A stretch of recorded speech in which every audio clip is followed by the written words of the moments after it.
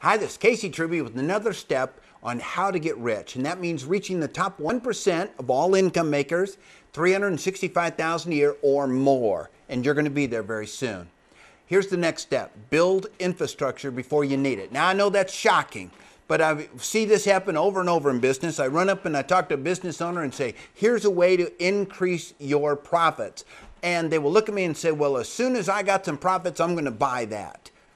Dude, you're never going to get profit unless you get focused on what works. And I'll tell you the big example where it comes up the most is in bookkeeping. I hear business owners say they're going to do their own books. They're going to run their own QuickBooks, or they're going to do their own bookkeeping, or their wife's going to do the bookkeeping. That's a great example. Well, I got to tell you the truth. It's plumb nuts, because when your wife does the bookkeeping, she's probably pretty good at about 80% of the books. Well, that'd be like flying an airplane good about 80% of the time. You're going to have one trip, and that's it. So you really need to have good books, and I'm going to tell you exactly why. So you do not make assumptions that are in error. Remember the first strategic mistake we make? We make assumptions that just aren't correct. Well, that's based on our gut feeling and not facts. Where do the bad facts come from? Bad books. It all boils down to the same mistake. Assumptions that aren't correct. Bad cash flow assumptions, and not hiring talent, not having standards or systems or process designed. We don't need to make these mistakes over and over every day. Now, when I say set up infrastructure, you no longer need to create infrastructure like all the salespeople, all the phone lines, all the bookkeepers, the order entry people, the websites. Here's something really miraculously.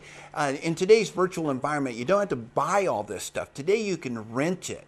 I have my servers in Pennsylvania where all my paper is. I'm a paperless operation. And do you know I pay 15 cents a page to be a paperless operation? I didn't have to go out and write $50,000 worth of software, and I didn't have to hire and train somebody to come in and do all the scanning and faxing and arrears and name all the pages. I just send everything over to some service called Paperless Overnight, and they do it for 15 cents. I rent my infrastructure. When I need somebody to write up ads in Craigslist, or I need someone to make sales calls to people that came to my last seminar, I rent that labor, because in the virtual business model that we can exist in today, I can go out and buy that labor for just a couple of hours at a time on a contract basis. We need to get the infrastructure laid in, write the processes and systems on how we're going to run our business so they know what to do, and then we're in operation. This is so simple, but it sounds so complicated. Take a list today. You remember that yellow list, that yellow sheet of paper on everything you do? Pick out one item today and just write a simple flowchart. If this happens, do that. If that happens, then make this decision. And do you know something? You're going to have a business process. Now, once you have a business process on a flowchart, you can then turn around and delegate that to somebody. And you can delegate it outside of your office. So the second gigantic thing that we can do here to make sure that we're going to get rich is to build infrastructure before we need it. Now, here's the rest of the reason why you have to do this. And I know it's hard to get a handle on this, but here's why we got to do it.